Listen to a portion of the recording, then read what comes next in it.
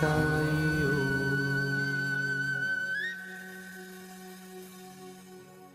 అడవిలో బ్రహ్మాన్ని వెతుక్కుండా తిరుగుతున్నాం అంటారు. వెంట ఉండి నడిపించుకొని తీసుకెళ్లే గురువు మన గురువు. నేను చూసుకుంటా అంటారు. సరే ఇక్కడ ఏమైంది? సరే గురు మహారాజు ఒక టెస్ట్ పెట్టారు, పరీక్ష. ప్రపంచం తలకిందులైనా సరే నువ్వు ఎక్కడున్నావో అక్కడే ఉండి జరుగుతున్న తమాషాను చూస్తూ ఉండు అంటారు. ఇస్తేనే నీ మనోభీష్టం నెరవేరుతుంది అని సత్యత్తర్ చెబుతోంది. దేవతలేమో సంయమనం అని, ఈ దకారం మూలంగా మేము సంయమనం తెలుసుకున్నాం. మానవులేమో మేము లోపం లేకుండా ఉండాలని తెలుసుకున్నామండి. అంటే ఓకే, బాగుందబ్బా, ముగ్గురు చెప్పింది కూడా సమాధానం బాగుంది, దీన్ని నేను సమర్థిస్తున్నాను అన్నారు. నీ భావన బాగోవడమే బాబాకి దక్షిణ ఇవ్వడం. బాబాని గుర్తించలా, ప్రతి మాటని ఆలకించాలి, కమ్మగా ఉంటది. ఈ రకంగా ఈ రోజున ఇదే మన దక్షిణ బాబాకి ఇవ్వటం. నేను నా గురువుకి దక్షిణ ఇచ్చాను అని బాబా ఆ గురువుకి ఏం దక్షిణ ఇచ్చారు? మనకి 32 అధ్యాయంలో ఒక సంగతి చూసుకుంటే బాబా ఒక విషయం చెప్తారు. మేము నలుగురం గ్రంథాలు చదివేసి జ్ఞానం వచ్చిందనుకుని అనేసుకుని అడవిలో బ్రహ్మాన్ని వెతుక్కుండా తిరుగుతున్నాం అంటారు. బ్రహ్మాన్ని వెతుకు ఆ ఆ తిరగటంలో ఏమవుతుంది? వారు దారి తప్పుతారు. వారికి ఆ అడవిలో తిరిగి తిరిగి ఆ మిట్ట మధ్యాహ్నం అయిపోతుంది. నడినెత్తి మీదకి ఎండ వస్తుంది. ఆ భోజనం చేసే టైం అవుతుంది. కడుపులో నకనకలాడుతూ ఉంటుంది, కానీ దారి తెలియట్లా. ఆ టైంకి ఒక వంజరవాడు ఎదురవుతాడు. ఎదురై ఏమిటి నాయనా మీకేం కావాలి అంటే వాళ్ళు మాట వినిపించుకోరు, వాళ్ళు వెళ్ళిపోతారు. మళ్ళీ తిరుగుతారు. మళ్ళీ తిరిగి ఎక్కడికి నుంచి బయలుదేరి వెళ్ళారు మళ్ళీ అక్కడికే వస్తారు. వస్తే ఆ వంజరవాడు మళ్ళీ అడుగుతాడు, మీకేం కావాలో చెప్పండి, ఈ అడవి నాకు బాగా పరిచయం అంటే మిగతా ముగ్గురు వెళ్ళిపోతారు.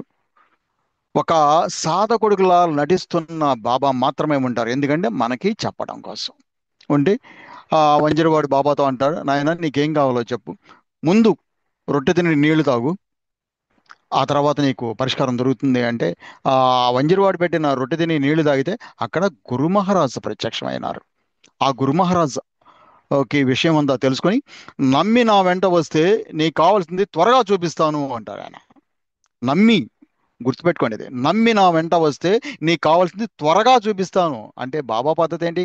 త్వరగా, ఏదో ఎప్పటికో అవుతుంది, ఎంతకో అవుతుంది అని కాదు. బాబా పద్ధతి చాలా స్పీడ్. ఆ స్పీడ్ ఏంటో ముందు ముందు మాట్లాడుకుందాం. త్వరగా చూపిస్తాను అంటే "ఆ, సరే అండి" అని చెప్తా అంటారు. ఆ గురు మహారాజ్ ముందు బయలుదేరతాడు. వెనకాల శిష్యుడైన బాబా బయలుదేరతాడు. చూడండి మన సచరిత్ర ఓవి ఓవిలో కూడా దాని ఫోటో ఉంటది. ఎలా ఉంటది? గురు మహారాజ్ ముందు నడుస్తూ తన కుడి చేతిలో బాబా ఎడం చేయి పట్టుకుని నడిపించుకుంటూ తీసుకుంటా అంటే బాబా కూడా ముందుండి మనల్ని నడిపించుకుంటూ తీసుకెళ్తాడు. ఇది చెప్పి వదిలేసే గురువు కాదు మన గురువు. వెంట ఉండి నడిపించుకొని తీసుకెళ్లే గురువు మన గురువు. సో అలా వెళ్తే తీసుకెళ్ళి ఏం చేస్తాడు?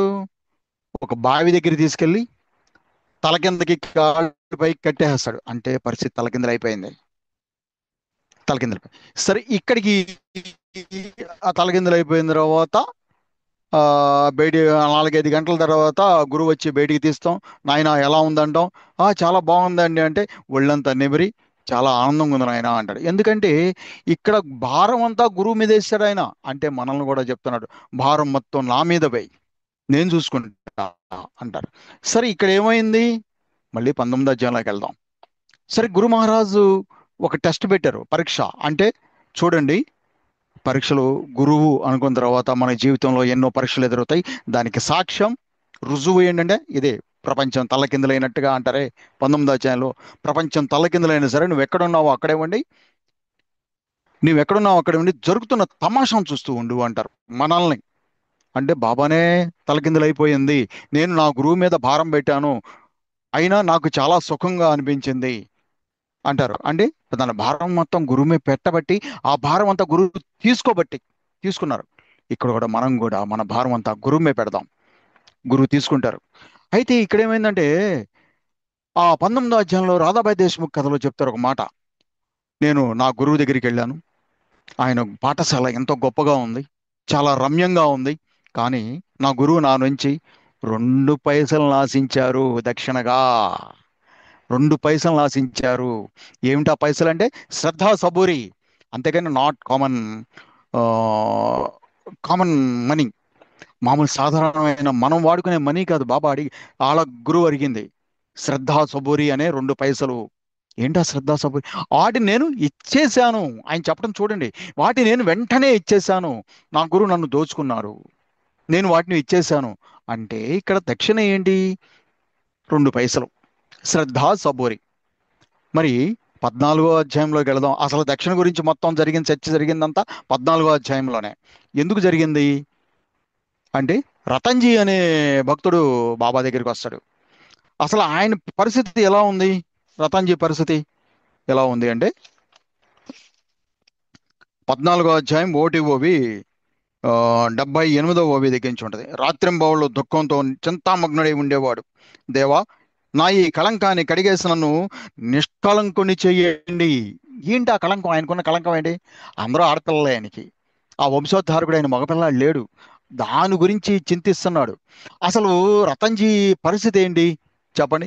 చాలా సంపన్నుడు, బ్రహ్మాండంగా ఆనందంగా ఉంటాడు రతన్జీ. తర్వాత, నా వంశానికి ఒక పుత్రుని ఇచ్చి గౌరవం నిలబడి ప్రభు అని ప్రార్థించాడు. అతనికి దాసుకుని యందు గొప్ప నమ్మకం, 13వ అధ్యాయం చూడండి. భీమాజీ పాటిల్ కూడా నానా చందర్కర్ యందు గొప్ప నమ్మకం. ఎందుకంటే వాళ్ళందరూ కూడా అంత గొప్పగా ఉన్నారు ఆనాటి భక్తులు. ఎవరు మాటలు చెప్పేవాళ్ళు కాదు. అందరూ కూడా ఏదైనా అడిగితే, ఎవరు డౌట్ వచ్చి సందేహం వచ్చి ఎవరైనా సరే నానా చంద్రకన్ కానీ, దాస్గణ్ మహారాజుని కానీ, ఇంకా ఎక్కడన్నా శ్యామ లాంటి వాళ్ళని ఎవరిని అడిగినా వాళ్ళందరూ చూపించే మార్గం ఏంటో తెలుసా? ఒకటే ఒకటి, బాబా. బాబాంగ చూపించడమే. అది వాళ్ళు. మనం కూడా చేయవలసిన పని ఏంటి? ఇలాంటి తెలుసుకొని బాబా వంక చూపించడమే ఎవరికైనా. ఆయన సర్వసమర్థుడు కదా, ఏదైనా చేయగలడు. కాబట్టి ఏమంటారంటే, షిరిడి వెళ్ళు, నీ మనోభిష్టం తీరుతుంది అని ఈయన అన్నారు. ఎవరు? దాస్గణ్ మహారాజ్ చెప్తే సరే వెళ్ళాడు ఈయన. షిరిడి వెళ్ళారు. వెళితే అక్కడ ఏమన్నారు బాబా ఈయనతో? ఇక్కడ వస్తుంది చూడండి దక్షిణ విషయం. వస్తుందంటే బాబా అతనితో, వస్తా వస్తానంటూ ఇవాళ వచ్చావు, వస్తా వస్తా అంటే దాస్గణ్ చెప్తున్నారు. వెళ్ళు అంటే, వెళ్తాను, ఇవాళ వెళ్తాను, రేపు వెళ్తాను, ఇవాళ వెళ్తాను, రేపు వెళ్తాను అనుకుంటూ ఆ రోజు వెళ్ళాడు. ఆ రోజు వెళ్తే బాబా ఏమన్నారు? వస్తా వస్తానంటూ ఇవాళ వచ్చావు, ఆ, నాకేం దక్షిణ ఇస్తావో ఇవ్వు, నీవు కృతార్థుడు అవుతావు. ఎప్పుడు? నాకేం దక్షిణ ఇస్తావో ఇవ్వు, నీవు కృతార్థుడు. అంటే దక్షిణ ఇస్తే కృతార్థుడు అవుతాడు. అంటే ఇక్కడ ఇదే అధ్యాయంలో 27వ దగ్గర ఏం చెప్తున్నారంటే, ప్రపంచ వ్యవహారాల్లో జాగ్రత్తగా నడుచుకుంటే పరమార్థం అనాయాసంగా చేతికొందుతుంది. అంటే ప్రపంచ వ్యవహారం, లోక సంబంధమైన వ్యవహారాల్లో మనం చాలా జాగ్రత్తగా ఉండాలి. ఏమాత్రం అటు ఇటు వేయకూడదు, తప్పటడుగు వేయకూడదు. తప్పటడుగు వేయకూడదు అంటే గురువు ఏం చెప్పారో అది వినాలి. అందుకనే ఇక్కడ ఏం చెప్తున్నారంటే, నాకేం దక్షిణ ఇస్తావో ఇవ్వు, కృతార్థుడు అవుతావు. ఏం దక్షిణ అది? సరే అని చెప్పి అతను ఏం చేశాడంటే, "ఆ, ఏంటి, సరే అండి" అంటాడు. "ఓ, అసలు ఈ దక్షిణ ఏంటి? అసలు బాబా ఏ దక్షిణ గురించి మాట్లాడారు? ఆ ఏం దక్షిణ మాట్లాడంటే ఇక్కడ చెప్పుకొస్తున్నారు ఈ అధ్యాయంలోనే 138, 37, 38 ఓవిల్లో ఏం చెప్పుకొస్తున్నారంటే, ఆత్మజ్ఞానం పొందాలనుకున్న ఉత్సుకత గల వారికి గురుదక్షిణ ప్రధానం అని, గురుదక్షిణ ప్రధానమే సాధనోపాయం అని వేదం చెప్తోందంట. ఇక్కడ చెప్తున్నారు 14వ అధ్యాయంలోనే 1-ఓవిలో. సాధనోపాయం అంటే గురువుకి దక్షిణ ఇవ్వటమే నీకు కృతార్థుడు అవడానికి సాధనం. అంటే ఏం చెప్తున్నారు చూడండి ఇక్కడ. భక్తులు స్వార్థ భక్తులు స్వార్థులు గాని పరమార్థులు గాని తమ మనోభిష్టానికి ప్రాప్తికి తమ శ్రేయస్సు కోసం గురువులకు దక్షిణ ఇవ్వాలి. చూడండి, భక్తుల్లో స్వార్థులు ఉంటారు, పరమార్థులు ఉంటారు. స్వార్థులు అంటే ఇక వేరే స్వార్థంగా భావించకండి. గతంలో కూడా మనం చెప్పుకున్నాం. స్వార్థం అంటే, స్వార్థులు అంటే ఎవరు? ఆపద నుంచి రక్షణ కోరేవాడు, సంపద కోరేవాడు. అది అంటే లౌకిక పరమైన వ్యవహారాలు కోరేవారు. మరి ఇక్కడ రతన్జీ వచ్చింది లౌకికపరమైన వ్యవహారం కోసమే కదా, తన పుత్రుడి కోసమే కదా. అందరూ కూతుళ్ళే ఉన్నారు, వంశాన్ని నిలబెట్టడానికి ఒక కుమారుడు కావాలి స్వామి నాకంటే, అది లౌకికపరమైన వ్యవహారంగా. దానినైనా సరే తీర్చడానికి దక్షిణ కావాలి. ఏమిటా దక్షిణ? ఇక్కడ చెప్తున్నారు చూడండి. దా అంటే దకారం అంటే దమనం. ఇక్కడ ఏమవుతుందంటే ఇలాంటి మనోభిష్ట ప్రాప్తికి శ్రేయస్సు కోసం, అంటే మనోభిష్ట నీ కోరిక ఏదైతే ఉందో అది తీరడం కోసం, నీ శ్రేయస్సు కోసం, అది పరమార్థం కావచ్చు, ఆపద నుంచి రక్షణ కావచ్చు, సంపద కావచ్చు, దేనికోసం అయినా సరే గురువే దాన్ని తీరుస్తాడు. గురువు లౌకికపరమైన వ్యవహారాలు చూస్తారు, పరమార్థమైన వ్యవహారాలు చూస్తారు, గురువు చూస్తాడు. కాబట్టి ఈ రెండిట్లో ఏది దీంట్లో నువ్వు సక్సెస్ కావాలన్నా, ఏది నీ మనోభిష్టం, లౌకికపరమైనదైనా సరే పరమార్థపరమైందా సరే, గురువు దగ్గరికి వెళ్ళినప్పుడు గురువుకి దక్షిణ ఇచ్చి తీరాలి. ఇస్తేనే నీ మనోభిష్టం నెరవేరుతుంది అని సత్యత్ర చెప్తోంది. సత్యత చెప్పడం అంటే బాబా చెప్పడమే. సత్యత్రం రాసింది బాబానే కదా. నీ అహంకారాన్ని మొత్తం నా పాదాల చెంత పెడితే నీలో ఉండి నా కథను నేనే రాసుకుంటానని 2వ అధ్యాయంలోనే అక్కడ బాబా ఎవరు చెప్తారు? హేమట్ పంత్కి చెప్తారు కదా. అది ఇక్కడ 2వ అధ్యాయంలోనే చెప్తారు. సరే, ఇక్కడ ఏమైంది? ప్రజాపతి తన సంతానమైన దేవతలకు, దైత్యులకు, మానవులకు, ప్రజాపతి అంటే భగవంతుడే, పరమాత్మ అంటే బాబా. ఇక్కడ కలియుగంలో, especially in this modern age, దీంట్లో ఎవరు పరమాత్మ? ఎవరు? బాబా. ఎందుకంటే మనకి 3వ అధ్యాయంలో అని చెప్తారు బాబా తాను ఎవరో చెప్తారు. బాబా నేను శుద్ధ బుద్ధ ముక్త వాసుదేవుణ్ణి, నేనే పరబ్రహ్మాన్ని అని బాబా చెప్తారు. కాబట్టి ఇక్కడ బాబా ఎవరు? పరమాత్మ. సత్ అంటే మన అసలు మన చరిత్ర పేరే, మన సచరిత్ర పేరే సత్ చరిత్ర. అంటే సత్ అంటే ఏంటి?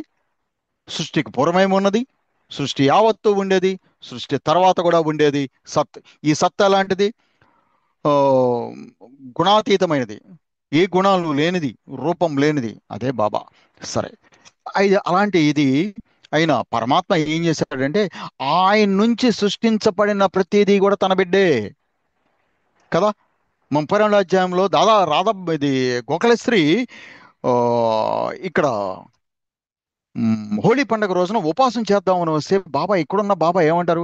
పండగ పూట నా బిడ్డల పస్తులుంటే నేను ఊరుకుంటానా? నేనెందుకు వచ్చి ఇక్కడ కూర్చున్నది అంటారు బాబా. అంటే మనందరం తన బిడ్డలుగా భావించారు. అదే 47వ అధ్యాయంలోకి వీరభద్రప చెన్నబసప్ప కథలోకి వెళ్ళండి. వాళ్ళు పాము కప్పగా అయిపోయిన తర్వాత కప్ప పాము కప్పని తినేయబోతుంది. ఆ బాటసారి చూసి బాబా బాబా పాము చాలా పెద్దగా ఉంది, కప్ప కూడా అలాగే ఉంది, కాసేపట్లో కూసేపట్లో దాని పని అయిపోతుందంటే దాని బాబుని నేను లేనా ఇక్కడ? నేనెందుకు వచ్చి ఇక్కడ కూర్చున్నాను? చూడండి బాబా ఎలా అంటారు. మన ఇంటికి వచ్చి కూర్చున్నాడు మా బాబా ఫోటో రూపంలో. ఫోటోకి నాకు తేడా లేదని చెప్పారు కదా బాలబాబు సుతార్ విషయంలో. ఫోటోకి నాకు తేడా లేదని చెప్పారా? అంటే ఫోటో రూపంలో బాబా మన ఇంటికి వచ్చి కూర్చున్నారు. ఎందుకు? మనల్ని ఏం పాటలు పడకుండా చూడటం కోసం. ఇది కదా నా బిడ్డలు. రాధాబాయి దేశం గోఖలేశ్వరి విషయంలో మనుషుల గురించి మనుషులందరూ నా బిడ్డలే అని మాట్లాడాడు. మళ్ళీ 47వ అధ్యాయంలో ఆ పాము కప్ప విషయంలో దాని బాబుని నేను లేనా అంటాడు. దాని బాబుని అంటే తండ్రే కదా, బాబుంటే తండ్రిగా. దాని బాబుని నేను లేనా అంటే ఆ పాముకి కప్పకి కూడా తనే తండ్రి. అంటే సృష్టి మొత్తం జరిగింది సత్ చిత్ ఆనందం నుంచి. 6వ అధ్యాయం చూడండి, సృష్టి కార్యం మొత్తం చెప్తారు. సత్ చిత్ ఆనందం నుంచి సృష్టి కార్యం జరిగింది. దాని నుంచి ఏమొచ్చింది? మాయ వచ్చింది. సచ్చిత్ ఆనందం నుంచి మాయ వచ్చింది. మాయ నుంచి లక్షణాలు, 3 లక్షణాలు వచ్చాయి. సత్వగుణం, రజోగుణం, తమోగుణం అని 3 లక్షణాలు వచ్చాయి. 3 గుణాల నుండి పంచభూతాలు వచ్చాయి. పంచభూతాలు ఒకటికొకటి ఒకటికొకటి మిళితమై 20 తత్వాలు వచ్చాయి. ఇది సృష్టి కార్యం మొత్తం. 8వ అధ్యాయంలో మానవ సృష్టి జరుగుతుంది. అంటే మనిషిలో 29వ అధ్యాయంలో చూడండి, 25 రూపాయలు నాకు ఇస్తావా అంటాడు. ఏంటి ఆ 25 రూపాయలు? మనలో ఉన్న 25 తత్వాల నుంచి సమస్తమైన ఆ, అహంకారాన్ని బాబా పాదాల చెంత పెట్టడమే బాబాకి ఇవ్వాల్సిన దక్షిణ.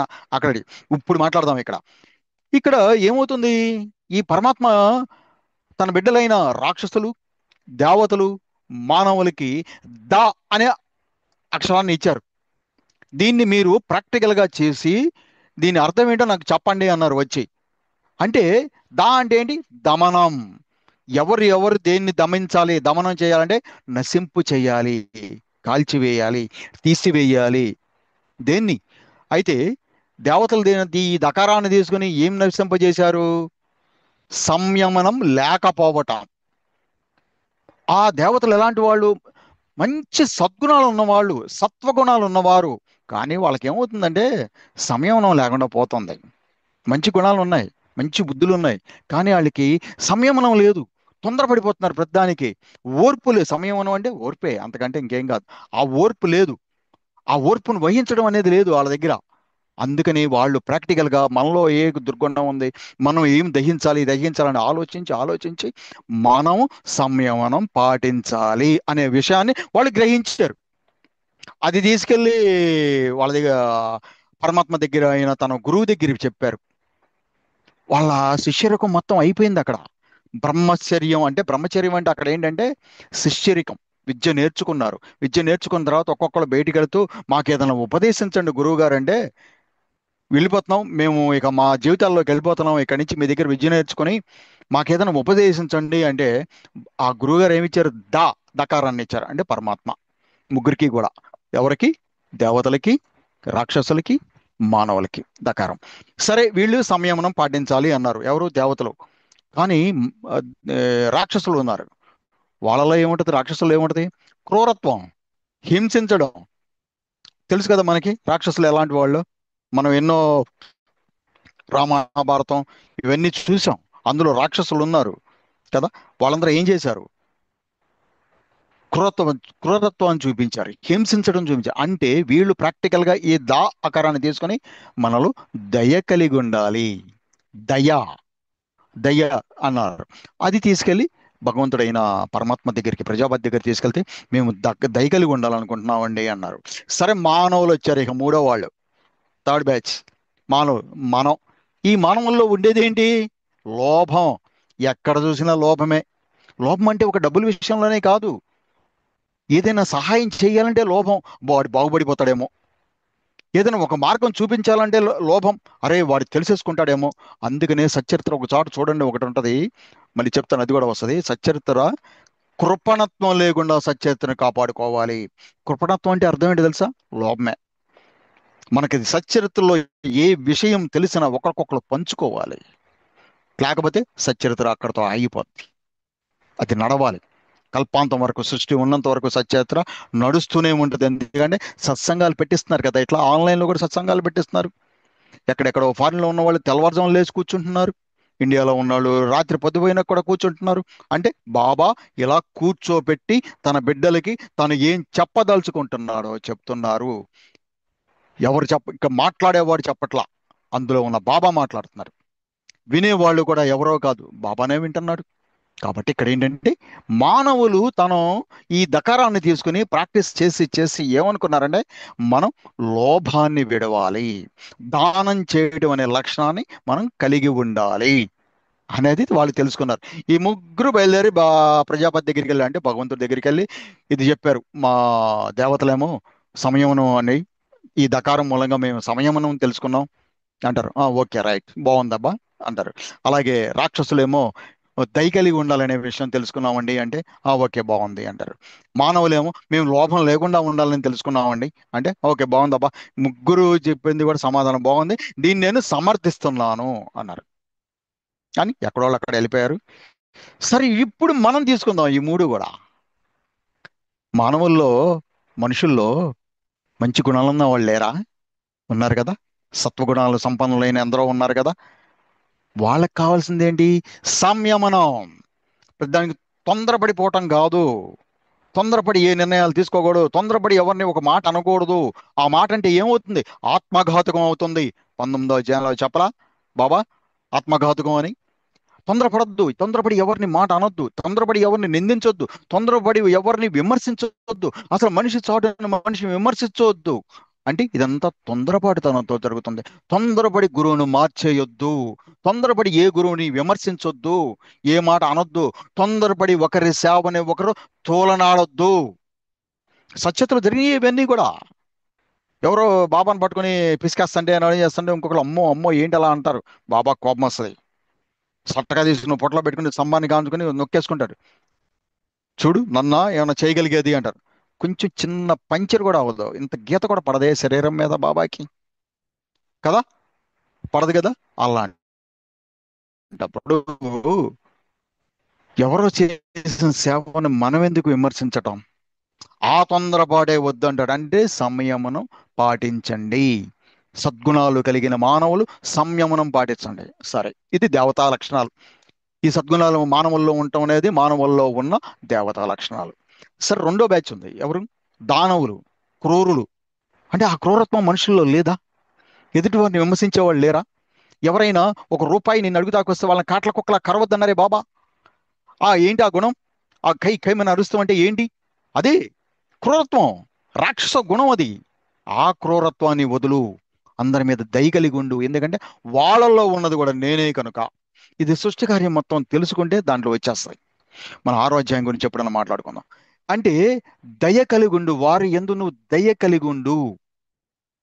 మానవుల యందే సంయమనం ఉండాలి, మానవుల యందే దయ కలిగి ఉండాలి. ఇంకొకటి ఏంటి? అసలు జనరల్ గా చెప్పారు మానవ లోబులని. ఆ లోభత్వం, ఆ లోభత్వం ఉండకుండా దానం కలిగి ఉండాలి, దానం చేయగలిగి ఉండాలి. ఇది దక్షిణ. ఈ దక్షిణ ఎక్కడిస్తావు? దేనికి సంబంధించింది ఈ దక్షిణ? మనో లోపల ఆలోచనకు సంబంధించింది ఈ దక్షిణ. నీ అభిప్రాయానికి సంబంధించింది ఈ లక్షణ కదా. ఈ ఆలోచనలోనే ఈ దక్షిణ అంతా కూడా ఎక్కడ సంబంధిస్తుంది? నీ భావనకి సంబంధించింది ఈ దక్షిణ. అంతేగాని భౌతికంగా ఇచ్చేది కాదు. మరి 11వ అధ్యాయంలోకి వెళ్దాం ఒకసారి. అక్కడ సిద్దిక్ ఫాల్కే ఒక కనీసం 9 నెలలు కూర్చోబెట్టారు, కానీ బాబా బయట కనీసం తన మెట్టు కూడా తొక్కనివ్వలేదే. ఎందుకని? తన మనోభావన బాగోలా. వాడికి నేను అల్లా మియాకి అనుగ్రహం లేదురా వాడికి అంటారు శ్యామయ్యలు అడిగితే. వాడికి నేను యజమాని కాను అంటారు బాబా అక్కడ. ఎందుకంటే లోపల ఉన్న భావన బాగోలా, లోపల బాబాకి దక్షిణ ఇవ్వలా. నీ భావన బాగోవడమే బాబాకి దక్షిణ ఇవ్వడం. బాబాని గుర్తించలా పరమాత్మగా. ఆయన యందు భక్తిగా ఉండాలనేది లేదు, ఆ దక్షిణ ఇవ్వలా. కానీ మరి డాక్టర్ పండిట్ వెంటనే వెళ్ళిపోయాడు. అసలు బాబా ఏమన్నా క్వశ్చన్ చేశారా డాక్టర్ పండిట్ని? నాకేమి ఇప్పుడు రతన్జీని నాకేమి ఇన్నాళ్ళకి వచ్చావు, వస్తాను వస్తాను, నాకేమి ఇస్తావు దక్షిణ ఇవ్వు అన్నారు కానీ అసలు డాక్టర్ పండిట్ని దక్షిణ అడిగారా బాబా అసలు? ఎందుకండి? లోపల ఆలోచనతో డాక్టర్ పండిట్ ఏనాడో దక్షిణ ఇచ్చేశారు బాబాకి. ఇంకా వేరే ఇవ్వాల్సిన లేదు. అంటే మనకి 20వ అధ్యాయం చూడండి, పని పిల్ల విషయం. అక్కడ ఏముంటే అసలు ఆ చాప్టర్కి ఉన్న మెయిన్ థీమ్ ఏంటి? భావన ఎలా ఉంటే ఫలితం అలా ఉంటుంది. సిద్దిక్ వాళ్ళకి భావన బాగలేదు కాబట్టి 9 నెలలు కూర్చోబెట్టారు బాబా. డాక్టర్ పండిట్ భావన బాగుంది కాబట్టి వెంటనే అడ్మిషన్ వచ్చేసింది లోపలికి. సేవ చేసేసుకున్నాడు, త్రిపుకుండ్రం పెట్టేశాడు. వాడిని నేను చేయలేకపోయాను రా అంటాడు. ఆ, కేల్కర్ అడిగితే, నేను ముస్లింలని కానీ వాడు పవిత్రమైన నేను అపవిత్రమైన ముసల్మాన్ అని కానీ తాను పవిత్రమైన బ్రాహ్మణుడే కానీ వాడు భావించలేదు. భావన అలా భావించకపోవటమే, తన గురువుకి ఇక్కడికి బాబాకి తేడా లేకుండా చూడటమే, ఈయన కూడా పరబ్రహ్మము అనుకోవటమే దక్షిణ ఇవ్వటం. దక్షిణ అది. అది ఈ భావన. అసలు సచ్చరిత్ర అంటే దేనికోసం వచ్చింది? మన భావనలు మార్చడానికే వచ్చింది సచ్చరిత్ర. ఇది చదివి మనం చేయాల్సింది ఏంటి? భావన మార్చుకోవటమే. డాక్టర్ పండిట్ని చూసి అలా ఉండాలి అని సిద్దిక్ ఫాల్కే లాగా ఉన్న భావన తీసేసి డాక్టర్ పండిట్ లాగా ఉన్న భావన పెంచుకోమనే కదా మన సచరిత్ర చెప్తోంది. అలా ఎప్పుడైతే నువ్వు భావన మార్చుకున్నావో అక్కడే నువ్వు దక్షిణ ఇచ్చేసినట్టే. ఏది? సంయమనం, దయ, దాన గుణం. ఈ మూడు కూడా ఇవి. ఇది దక్షిణ అంటే. ఇది మనం ఇవ్వగలుగుతాం. సరే, మరి బాబా ఇచ్చిందేంటి? శ్రద్ధా సబరి. ఇక్కడ చెప్తున్నారు చూడండి. అందుకనే బాబా ఏమంటున్నారండి ఇదే 14వ అధ్యాయంలో దక్షిణ గురించి. భక్తుల శ్రేయస్సు కొరకు సాయిబాబా కూడా భక్తులను దకారాన్ని అడిగేవారు, దక్షిణ అడిగేవారు. దేనికోసం? శ్రేయస్సు కోసం, ఆయన జేబు నింపుకోవడం కోసం కాదమ్మా ఇక్కడ. ఆయనకి ఎందుకు నింపుకోవటం? ఆయన సృష్టికర్త అయినప్పుడు, సమస్త విశ్వాన్ని సృష్టించిన వాడైనప్పుడు, మనకు కావలసిన వ్యవహారాలు ఆయనే సృష్టించినప్పుడు కదా, మనకు కావాల్సిన సంపద కూడా ఆయనే ఇస్తున్నప్పుడు ఆయనకి డబ్బులు ఎందుకు? ఆయనకి కావాల్సింది ఏంటి? దకారం. ఏంటది? సంయమనం, దయ, దాన గుణం. బాబా మన నుంచి అడిగేది కూడా ఇదే. దేనికోసం? మన శ్రేయస్సు కోసం. ఈ భావన కలిగి ఉండేది మన శ్రేయస్సు కోసం.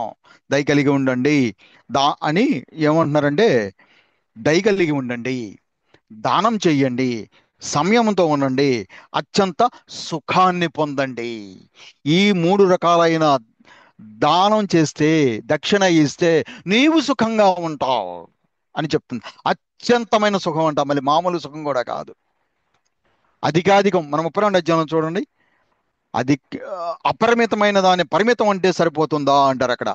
బాబా ఈ రకమైన దక్షిణ మీరు ఒకటిచ్చి చూడండి. బాబా ఏమంటారు?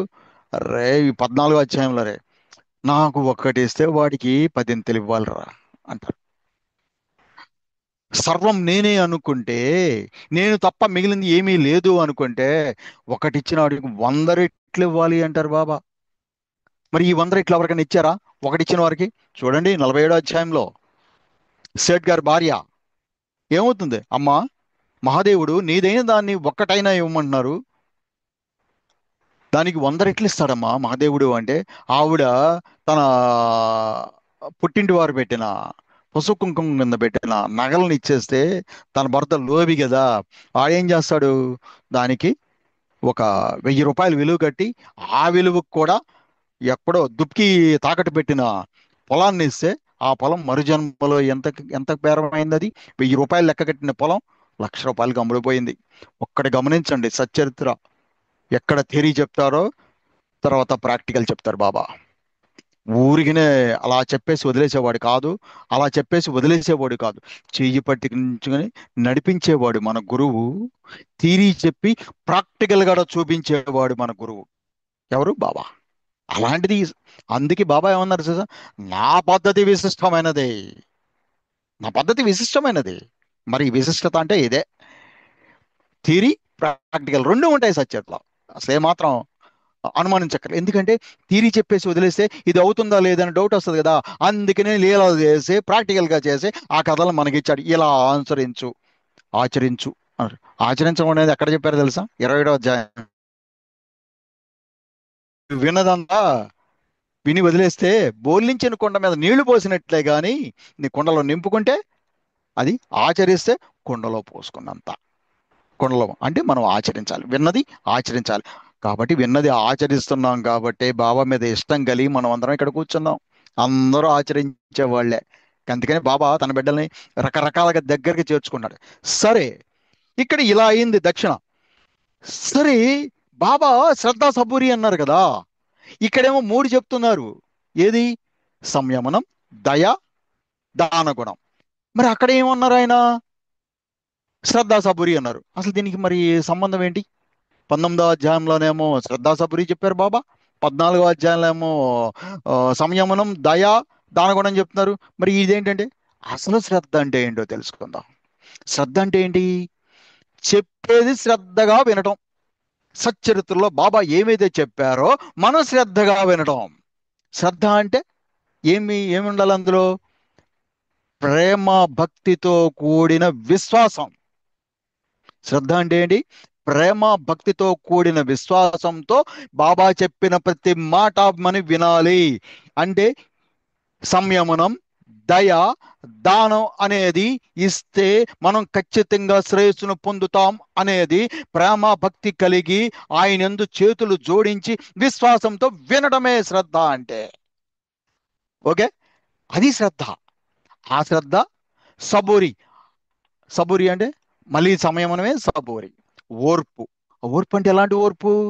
ఇలా అలా ఉన్నాములే అంటే కాదు, ధైర్యంతో కూడిన ఓర్పు.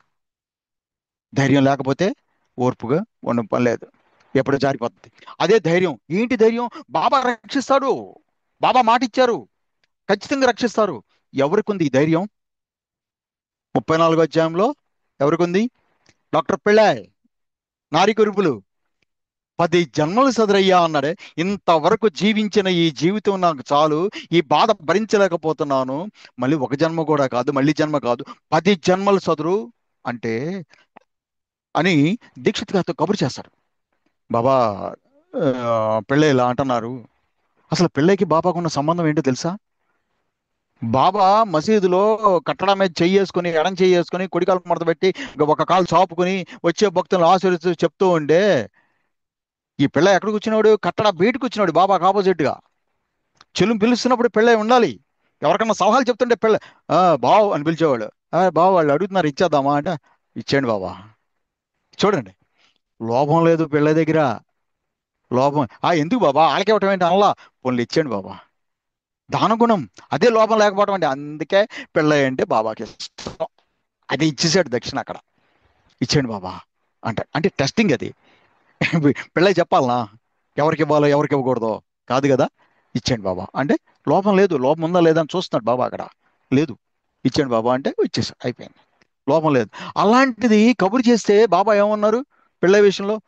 స్వార్థం గాని పరమార్థం గాని అథవా మోక్షం గాని ఇవ్వగల సమర్థుడు నేను కానీ నీవెందుకు రా చావును కోరుకుంటావు అంటే. స్వార్థం అంటే ఇందాక చెప్పుకున్నామే, లౌకిక పరమైన విషయాల్లో మీ అవసరాలు తీర్చడం అనేది. దాంట్లో పరమార్థమైన విషయాల్లో మీ జ్ఞానబోధ చేయడానికి కూడా ఈ రెండు సమకూర్చేసి మిమ్మల్ని మోక్షంలోకి పంపిస్తానికి కూడా సర్వ సమర్థుడినయ్యా నేను, సమర్థుణ్ణి నేను. నువ్వెందుకురా చావును కోరుకుంటావు అన్నాడు. అంటే మొహమాట పడ్డాడు పెళ్ళాయి. బాబాని అడుగుతాయి నా కర్మ నేను అనుభవించాలి కదా. బాబా ఏమన్నారు? 10 జన్మలు ఎందుకయ్యా, 10 రోజులు లేపిద్దాం రా, 10 రోజులు సరిచేద్దాం రా, కలిసి పంచుకుందాం అన్నాడు. చూడండి, కర్మని పంచుకుంటాడంట బాబా. పంచుకోవడం అంటే ఎలా పంచుకున్నాడు? 10 జన్మలది ఆఫ్ ఆఫ్ చేశారా? 50%, 50-50 చేశారా? 50. అరే, ఇప్పుడున్నదే నేను భరించలేకపోతే 10 జన్మలు అన్నప్పుడు ఆ 10 జన్మలకు పంచమన్న కర్మని 50% చేస్తే భరించగలడా పెళ్ళే? ఊరికి అమ్మ అయ్యా అనిపించి 90.9% బాబా తీసేసుకున్నాడమ్మా. ఊరినే అమ్మ అయ్యా అనిపించాడు అంతే. అబ్బా నొప్పిగా ఉంది అనిపించాడు అంతే. ప్రతి మీదంతా లాగేసుకున్నాడు. అది బాబా అంటే. ఇలా గుర్తించాలా బాబాని.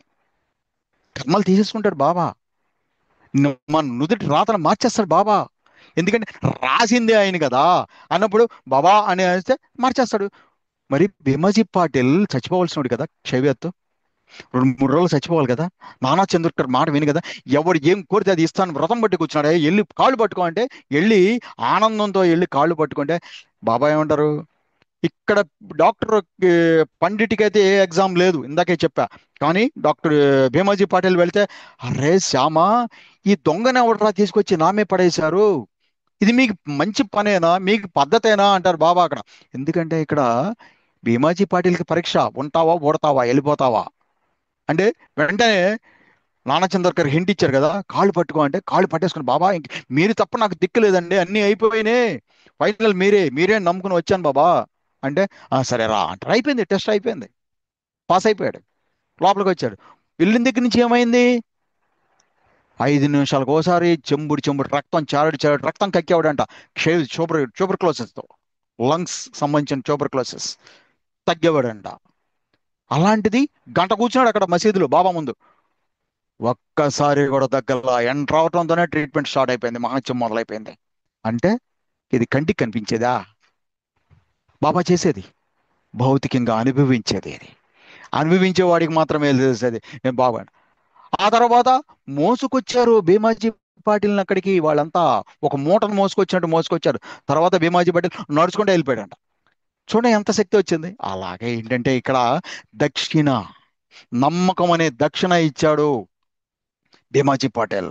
ఇక్కడ రతన్జీ కూడా నమ్మకం అనే దక్షిణ ఇచ్చాడు. ఇక్కడ మనల్ని ఆ ఎవరు డాక్టర్ పిళ్ళై కూడా అంటే లోభం లేదు తన దగ్గర, ఆ దక్షిణ ఇచ్చాడు.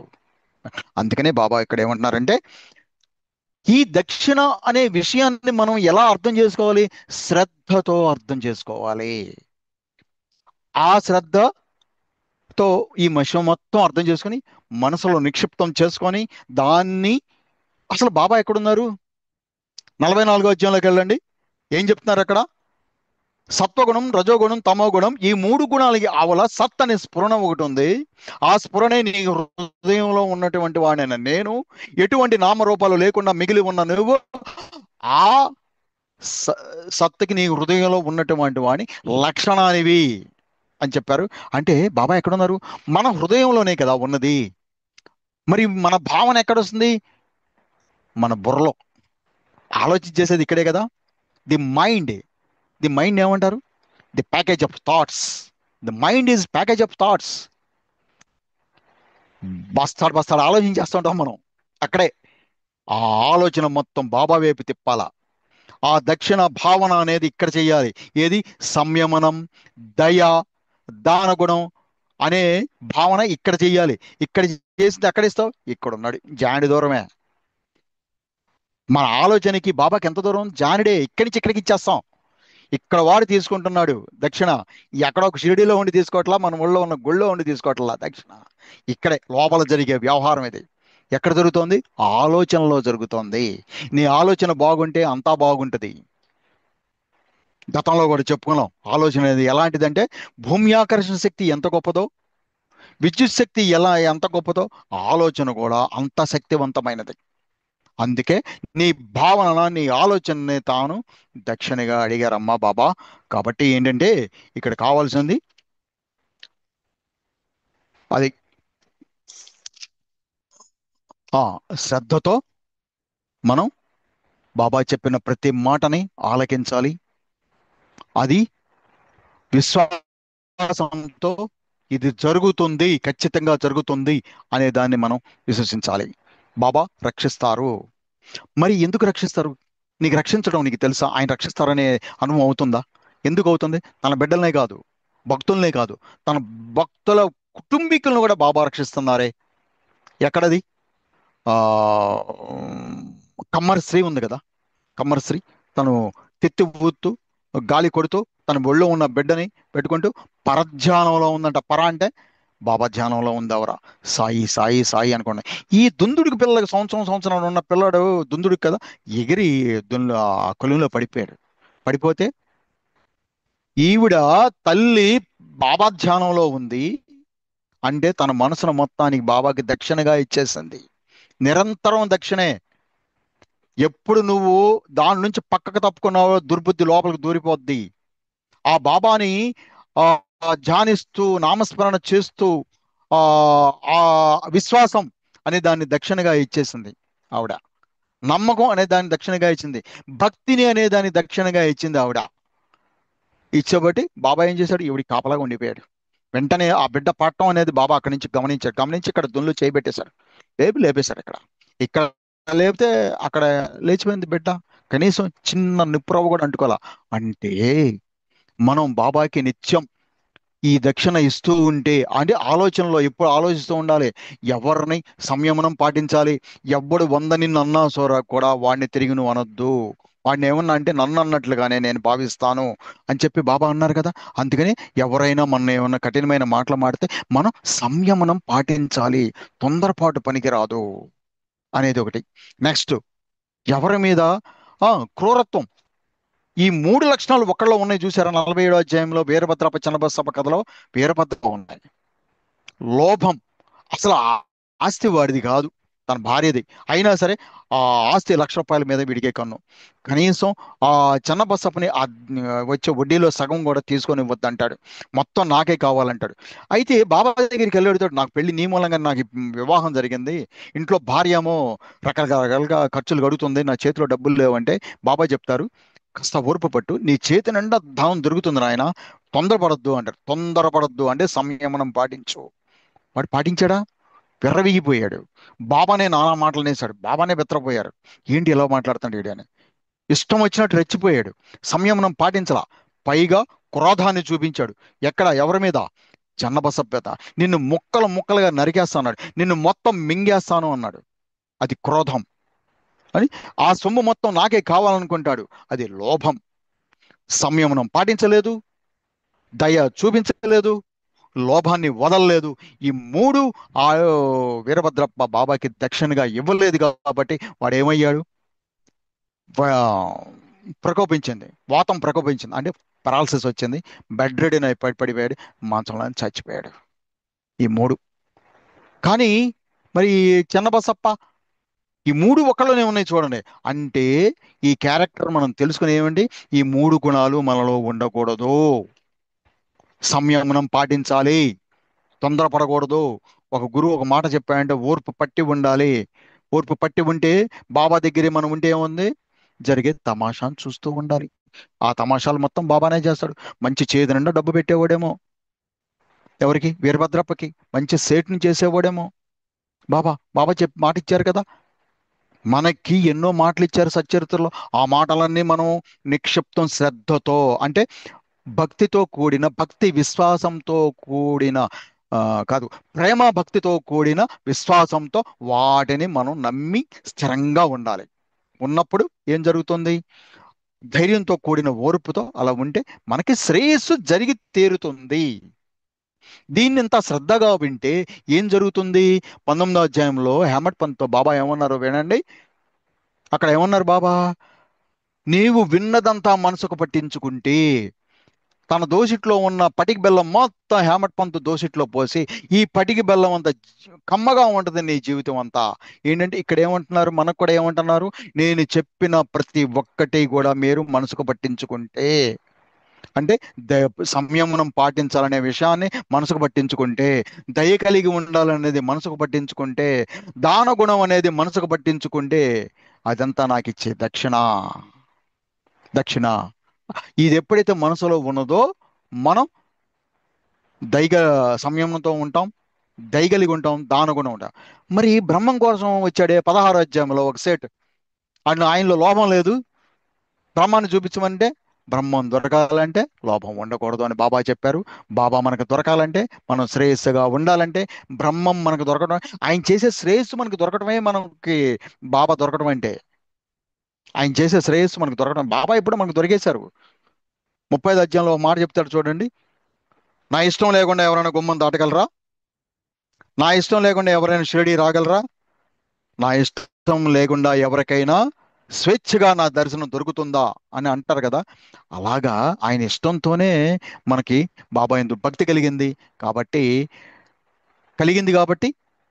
ఈ సచ్చరిత్ర మొత్తం చదివి, ఇలాంటి పెద్దలు చెప్తున్న సత్సంగాలు విని మనకు మనం అర్థం చేసుకొని మనం అవగాహన చేసుకోవాల్సింది అంటే, సంయమనం పాటించడం, దయ కలిగి ఉండటం, దాన గుణం కలిగి ఉండటం అనే దాన్ని మనం అర్థం చేసుకుని శ్రద్ధతో విని, అది మనం అర్థం చేసుకుంటే, మనసుకు పట్టించుకుంటే, మన జీవితం అంతా పటికి బెల్లం అంతా కమ్మగా ఉంటది.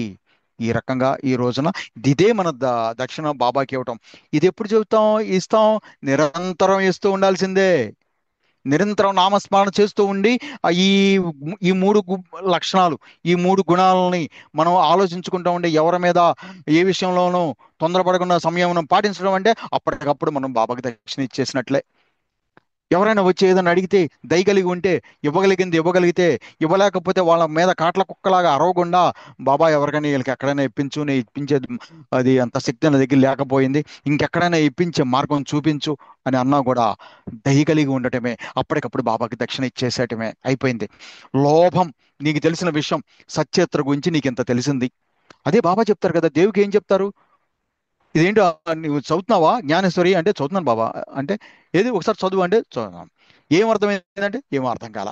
సరే, నెమ్మదిగా చదువు, చదవడానికి నువ్వు తొందరపడుతున్నావు, నెమ్మదిగా చదువు, పదం పదం అర్థం చేసుకుంటూ చదువు, అర్థం చేసుకున్న వాని తోటి వారితో పంచుకో అని చెప్తారు కదా. అంటే ఈ సత్యత్రం మొత్తం మనం చదివి మనకి అర్థం చేసుకున్న దాన్ని తోటి వారికి ఇస్తే ఏమవుతుంది? అది లోభం లేకుండా పోతుంది. కృపణత్వం లేకుండా బాబాని సత్యతను కాపాడుకున్న వాళ్ళం అవుతాం. కృపణత్వం లేకుండా పోవడం అంటే లోభం లేకుండా ఉండటమే. పలానా చదువు ఇప్పుడు వీళ్ళు దాసుగాని ఏం చెప్పారు? ఆ, రతన్జీకి బాబా దగ్గరికి వెళ్ళు అన్నారు. ఆయన దగ్గర లోపత్వం లేదు. అలాగే నానచందర్కుడు కూడా అంతే, లోపత్వం లేకుండా దారి చూపించారు, సన్మార్గాన్ని చూపించారు. ఎవరు? బాబా దగ్గరికి వెళ్ళు, ఆయనే నీకు పరిష్కారం చేస్తారు. బాబా దగ్గరికి వెళ్ళు, అంతకన్నా ఇంకెవరు లేరు ఇక్కడ, ఆయన పరమాత్మ అని చెప్పారు, ఆయన పరబ్రహ్మం అని చెప్పారు. కాబట్టి మనం కూడా ఏంటంటే, మనకు తెలిసిన విషయం సచ్చరిత్రలో ఎవరికి ఏది తెలిసినా సరే ఒకరికొకరు పంచుకొని చెప్పేసుకుందాం. మనకొద్దు ఈ లోపత్వం, సంయమనం పాటించుదాం, దయ కలిగి ఉందాం ఎవరి ఎందైనా సరే. ఆ ఎవరు ఈవిడ తక్కడిగా భార్య, ఆ కుక్కకి రొట్టె ముక్కేలా, అది దయ కలిగి ఉండటం. నా కడుపు నిండిపోయిందమ్మా అంటారే, అలాంటి పనులు మనం చిన్న చిన్న పరిష్కారాలు, చిన్న చిన్న పనులు, ఇవన్నీ కూడా ఇవే బాబాకి మనం ఇచ్చే దక్షిణ. సంయమనం పాటించడం, ఎవరి యందు ఆకలి కొన్న వారికి అన్నం పెట్టడం, పశువుకైనా మనిషికైనా ఎవరికైనా గుడ్డ కావాల్సిన వాడికి గుడ్డ ఇవ్వటం, బట్ట కావాల్సిన బట్ట ఇవ్వటం, పాతదైనా కొత్తదైనా ఏదైనా సరే నీ ఓపికని బట్టి. అలాగే ఎవరికైనా నీ దగ్గరగా ఒక 10,000 ఉంటే ఎవరికైనా అవసరమైంది, ఇమ్మీడియట్లీగా ఒక 1,000 రూపాయలు అవసరమైంది హాస్పిటల్కి వెళ్ళి ఇవ్వు, ఏం పోతుంది? అంతకు 10 రెట్లు ఇస్తాడంట, లేకపోతే 100 రెట్లు ఇస్తాడు ఆయన. ఆ ఆ దయతో, ఆ భక్తితో ఇవ్వు, అది దక్షిణ అవుతుంది. తీసుకెళ్లి బాబా హుండీలో వేస్తేనే కాదు, ఎందుకని ప్రతి ఒక్కరిలోనే బాబా ఉన్నారు, అలా నన్ను గుర్తించు అంటున్నారు బాబా. కాబట్టి ఈ రకంగా మనం సంయమనం, దయ, దానగుణాన్ని పూర్తిగా నిక్షిప్తం చేసుకుని లోపల దాన్ని భౌతికంగా ప్రదర్శించాలి. ఎవరి యందైనా, ఎవ్వరి యందు మనం సంయమనం పాటించిన బాబాకి దక్షిణ ఇచ్చినట్లే. ఎవ్వరి యందు మనం దయ ప్రదర్శించిన అది బాబాకి దక్షిణ ఇచ్చినట్లే. ఎవ్వరి యందు మనం లోపం లేకుండా ఉన్నా అది బాబాకి దక్షిణ ఇచ్చినట్లగే అని భావించి ఈ రకంగా మనోద్రవ్యాన్ని పెంచుకుంటూ, ఒక్కటిస్తే 100 రెట్లు ఇస్తాడు ఆయన, అందులో సందేహమే లేదు. లౌకికపరమైన విషయాల్లో అయినా కానీ, పరమార్థమైన విషయాల్లో కానీ బాబా ఇస్తారు. పరమార్థమైన విషయాల్లో కూడా దారి చూపించాడు. ఏది? ఆయన మ్, 9 గుర్రపు లద్దెలు ఎత్తుకున్నాడు ఆయన. ఆయనకి మరి ఆయన రకరకాలైన విన్యాసాలు చేస్తూ ఉంటాడు. ఆ, తర్వాత ఏదోదో యోగాలు చేస్తూ ఉంటాడు ఆయన. నాకు మాట తొందరగా రావట్లా, అందుకని దాని మీద గుర్తొచ్చింది కాబట్టి చెప్తున్నాను ఆయన. కాబట్టి ఆ కాబట్టి అలాంటి కానీ కాకుండా, అలాంటి వాడికి కూడా అన్ని చేసినా కూడా, యోగా చేసినా ఏం చేసినా కూడా అతనికి ఏమీ అర్థం కావట్లా, మనశ్శాంతి లేదు. బాబాని ఎవరో చెప్తారు, దాసుకొని చెప్తారు అనమాట, వెళ్ళి బాబాని దర్శిస్తే బాగుందని. ఆయన దర్శిస్తే ఏముంది, ఆయన ఆశీర్వదించి కది ఇలా చెయ్యి, నవవిధ భక్తుల ముందు భక్తి మార్గాన్ని పట్టుకో, నీకంతా శాంతి జరుగుతుందని చెప్పారు. కాబట్టి ఈ రకంగా మనం ఏంటంటే, బాబాది భక్తి మార్గం. ఆ భక్తి మార్గం కూడా ఎలాంటిదంటే, రాళ్ళుంటాయి, ముళ్ళుంటాయి, కానీ బాబా భక్తి మార్గం తుమ్మవనం కాదు, అది లెండి వనం. బాబా భక్తి, ఎందుకంటే బాబా మనల్ని నడిపిస్తున్నారు కాబట్టి. ఇక్కడ ఈ గురువు ఎలాంటి వారు అంటే, తన కుడి చేత్తో మన ఎడం చేయబట్టుకొని చక్కగా నడిపిస్తారు. అప్పుడు ఆ నడిపిస్తున్నప్పుడు ఏమవుతుందంటే, రాళ్ళు ఉండవు, ముళ్ళు ఉండవు, గోతులు ఉండవు, క్రూర మృగాలు పక్క నుంచి వెళ్ళిపోతాయి. అగ్ని చితి నుంచి పడకుండా చక్కగా మన టార్గెట్, మనకి ఏ సంకల్పం ఉందో ఆ టార్గెట్ నేర్చుకుని నెరవేరుస్తారు. కాబట్టి నిరంతరం మనం మనోద్రవ్యమైన 3 రకాలైన దక్షిణలు ఇస్తూ ఉండాల్సిందే. ఆలోచన పక్కకు పోకూడదు. ఇది మనసుకు సంబంధించింది. డాక్టర్ పండిట్ లాగా, సిద్దిక్ ఫాల్కే లాగా కాదు అని మనవి చేసుకుంటూ, ఇంతటితో ఈ సత్సంగాన్ని నేను ముగిస్తున్నానమ్మా. ఈ అవకాశం ఇచ్చిన మీ అందరికీ కూడా బాబాకి ముందుగా కృతజ్ఞతలు చెప్పుకుంటూ, నరసింహరావు గారికి కూడా ధన్యవాదాలు తెలుపుకుంటూ ఈ సబ్జెక్ట్ ముగిస్తున్నానమ్మా. సాయిరాం. సద్గురు సాయినాథాయ నమ. సాయిరాం బాబా. సాయిరాం. సాయిరాం అండి. ఇవాళ దక్షిణం మీద సాయిరాం సార్. మంచి గా అక్షరాన్ని ముగ్గురికి ఇవ్వడం, వాళ్ళు దానికి అన్వయించుకోవడం. అలాగే దక్షిణ అనేది కేవలం ధనానికి సంబంధించిందే కాదు, ఏది చేసినా బాబాని స్మరించి చేస్తే అది దక్షిణే అవుతుంది. అందుకని నమ్మకం అనేది చాలా ఇంపార్టెంట్. నమ్మకంతోనే ఏదైనా జరుగుతుంది. మన చివట అమ్మగారు చెప్తారు, నమ్మితే సొమ్ము, నమ్మకపోతే దుమ్ము అని.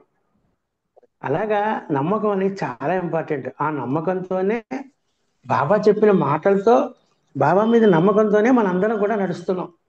ఎందుకంటే బాబా తప్పకుండా మనని కాపాడుతాడు అనే నమ్మకం మన మీద ఉంది. ఆ విశ్వాసం, నమ్మకం ఉంది కాబట్టి, ఆ కాన్ఫిడెన్స్, ట్రస్ట్ ఉంది కాబట్టి మనకి బాబా అన్నీ కూడా చూస్తాడు, చేస్తాడు. ఒకవేళ లేట్ అవుతుంది ఏ విషయంలో అన్నారంటే, మన శ్రేయస్సు కోసం బాబా దాన్ని పోస్ట్ పోన్ చేస్తున్నాడు తప్ప మనకి జరగట్లేదే, ఇంత నమ్మకంతో ఉన్నాం, ఇంత విశ్వాసంతో ఉన్నాం, బాబా మాట మీదే నమ్మి ఉన్నాం అనుకుంటాం. కానీ బాబా కొంచెం లేట్ అవుతుందంటే అది మరింత ఆనందం కోసం, మరింత శ్రేయస్కరం కోసం బాబా చేస్తారు. అది ఆ నమ్మకం కలిగి ఉండాలి. ఇందాక మన నాగేశ్వరరావు గారు చెప్పినట్లాగా, నాగమల్లేశ్వరరావు సార్, మన నాగమల్లేశ్వరరావు గారు చెప్పినట్లాగా మన భారాలన్నీ ఆయన మీద పెట్టేస్తే, ఆ నమ్మకంతో కనుక మనం ఉన్నట్లయితే తప్పకుండా బాబా వచ్చి చూస్తారండి. మనతోనే ఉన్నాడు, మన ఇంట్లో ఉన్నాడు, మన మనసులో ఉన్నాడు, మన చుట్టూ ఉన్నాడు. బాబా మన చేయి పట్టుకుని నడిపిస్తున్నాడు. ఆయన ఎవరు వదిలేసినా సచ్చరిత్రలో ఒక మాట ఉందండి, మనని ఎవరు వదిలేసినా బాబా మాత్రం వదిలిపెట్టడు అని హేమాద్రి పంత్ గారు రాస్తారండి. ఆ ఒక్క మాట అండి మనకి, ఆ ఒక్క మాట మీద నమ్మకం ఉంటే లోకంలో మన అందరూ వదిలేయచ్చు, తల్లి తండ్రి అక్క చెల్లి అన్న అందరూ వదిలేయచ్చండి. కానీ బాబా మాత్రం మన వదిలిపెట్టాడు, మనని చేయి పట్టుకుని నడిపిస్తాడు తప్పకుండా. కాబట్టి మనకి ఆలోచనలు ఇచ్చేది బాబాయే, దాన్ని ఇంప్లిమెంట్ చేసేది బాబాయే, మనం ఎలా నడవాలో అన్ని కూడా చూపిస్తారండి. ఎందుకంటే ఒక్కసారి మన చేయి పట్టుకున్నామంటే, ఇందాక చెప్పారు చూసారా నాగమల్లేశ్వరరావు గారు, ఒరే మీ నలుగురిలో ఎవరు ఉంటారంటే అందరూ వెళ్ళిపోయారు, ఈయన ఉన్నాడు, నువ్వు నాతో వస్తావా? ఎస్ వస్తాను. ఎక్కడ తీసుకెళ్తాడో తెలియదు, ఏం చేస్తారో తెలియదు అడవిలో. అయినా సరే ఆయన మీద ఒక నమ్మకంతో చేపట్టుకెళ్తే తలకిందలు చేశారు. అయినా సరే నమ్మాం, బాబా చూస్తాడు, భగవంతుడు చూస్తాడు అనుకున్నాడు. అంతే, దాంట్లో వివరించుకుంటూ ఆయనకి దివ్యోపదేశాలు లభించాయి. అలాగే ఆయన మనకి ఉపదేశాలు చేసేట్లా చూశారు. అందుకని బాబాతో మనం నడుస్తున్నాం అంటే తప్పకుండా కడ తీరుస్తారు, ఈ భవసాగరా నుంచి కడ తీరుస్తారు. లౌకిక విషయమైనవి కాకుండా, భౌతికమే కాకుండా ఆధ్యాత్మికంగా వృద్ధి అయ్యేట్లా చేస్తారండి. కాబట్టి నమ్మకం అనేది చాలా ఇంపార్టెంట్. మన అందరం నమ్మాం, బాబానే పాదాలు తప్ప మనకి ఏం కాదు, మనకి ఏం లేవు. అందుకని మనందరం కూడా అన్ని పంచుకొని హాయిగా బయట వాళ్ళతో కూడా మనం అన్ని కూడా పంచుకొని, ఎవరైతే సచ్చరిత్ర అన్నా బాబా అన్నా ఎవరైతే మంచి ఆనందాన్ని పొందుతారో వాళ్ళందరికీ కూడా మనం పంచుతామండి. శ్రీ సచ్చిదానంద సమర్థ సద్గురు సాయినాథ్ మహారాజుకి జై అండి. ఇంకెవరైనా కొంచెం రెండు మాటలు చెప్పండి. ఇప్పుడు విన్న దాని మీద మీ యొక్క విశ్లేషణ, ఒక మంచి మాట మీద, ఓ నమ్మకం కావచ్చు, దక్షిణ కావచ్చు, లేదా దాని అక్షరం కావచ్చు, ఏదైనా సరే మీకు నచ్చిన పాయింట్. నేను ఊరికే ఉదాహరణ చెప్తున్నాను. ఆయన చెప్పిన దాంట్లో ఒక్క చిన్న పాయింట్ మీరు క్యాచ్ చేసినా చాలా అద్భుతంగా ఉంటుంది. చెప్పండి అమ్మా, మీరే చెప్పండి. మీరు అన్మ్యూట్ చేసుకోవచ్చు, చెప్పండి అమ్మా. విజయ్ గారు చెప్తారమ్మా, చెప్పమ్మా. చాలా చాలా బాగా చెప్పారండి. అంటే నాకు చెప్పడం తెలియడం లేదు ఎలా చెప్పాలన్నది. మీరు శ్రద్ధ సబూరి దాని గురించి సమన్వయం మీరు చెప్పి అన్ని చెప్తుంటే పాయింట్లు, నేను బాబా సత్యత్ మేము బాగానే చదువుతాము, నాకు మీరు చెప్తున్నప్పుడు ఆ పాయింట్లు అన్ని గుర్తొచ్చి ప్రతి చాప్టర్ లో అయ్యి. కానీ చాలా బాగుందండి, బాగా చెప్పారు. నాకు చెప్పడం తెలియడం లేదు కానీ మీరు చాలా బాగా చెప్పారండి, బాగుంది, అర్థమైంది. ఇప్పుడు శ్రద్ధ సబూరి అంటే దక్షిణ మీమాంస ఇవన్నీ నాకు క్వశ్చన్లు ఉండే కొన్ని, దక్షిణ అంటే ఏంటని 14వ చాప్టర్ లో చెప్పారు కదా మీరు. రతన్జీ అదే ఆయనకి గంగాధర్ అని ఆయన డబ్బులు మొత్తం వచ్చేస్తారు, ఉన్న సంచి అంతా తీస్తే బాబాకి మొత్తం అవన్నీ మీరు చెప్తుంటే అవన్నీ గుర్తొచ్చినాయి నాకు. చాలా బాగా చెప్పారండి, బాగా. నాకు చెప్పడం తెలియడం లేదు ఎలా చెప్పాలా, చాలా బాగా చెప్పారు. సరే సరే, మంచిది. అలాగే చెప్పండి, ఎంతవరకు అయితే అంతవరకు శుభ్రంగా హాయి చెప్పండి. మనం పంచుకోవడంలో బాగా మనసు కత్తుకుంటాయమ్మా. ఒక పాయింట్ చెప్తా ఉంటే ఆయన చెప్తుంటే ప్రతి పాయింట్ ప్రతి చాప్టర్ లో చదివి అన్ని గుర్తొస్తున్నాయి. ఆయన చక్కగా చెప్పారండి. మేము అందుకనే సచ్చరిత్ర ముందు పెట్టారు, మనం కూడా దాంట్లో ఇన్వాల్వ్ అయ్యేట్లాగా చెప్పి తర్వాత సత్సంగం. అలాగా అన్ని ఆయనే చేస్తారమ్మా, మనం ఊరికే కూర్చుని వినమంటాడు అంతే. ఆయన మీరు ఏం కష్టపడద్దురా బాబు, అలా కూర్చోండిరా నాయన, నేనే వినిపిస్తాను, అది కూడా నేనే భరిస్తాను, మీరు అలా వినండి అంతే అంటారు. అంతే, ఎవరి నోట్లోంచి ఏం మాట వస్తుంది. అవునే కాదు, మూడో చాప్టర్ ఈరోజు చదవాలని నేను అనుకున్నాను, నాకు తెలియదు ఇవన్నీ, కానీ నేను అనుకున్నాను బాబా గారు నాకు అలా ఇచ్చేసరికి నాకు చాలా హ్యాపీ అనిపించింది. అంటే నేను ఎక్స్పెక్ట్ చేయలేదు ఇలాగా రాస్తారు చీటీలు, పేరు తీయడం, అది నాకు తెలీదు. నెక్స్ట్ వీక్ నేను చదివేద్దాంలే అనుకున్నాను. సెకండ్ చాప్టర్ చదువుతున్నప్పుడు చూసి ఓకే నెక్స్ట్ వీక్ కన్నడ సత్సంగం ఉంటుంది కదా, నేను చదివేద్దాం అనుకున్నాను. కానీ అనుకోకుండా నా పేరు వచ్చేసరికి నాకు చాలా హ్యాపీ అనిపించింది. నేను అనుకున్నాను బాబా వినేస్తాడు అమ్మ, మన మనస్సులు అన్ని కూడా ఆయన ఆధీనంలో ఉంటాయి, ఆయన వింటాడు బయట చెప్పపోయినా.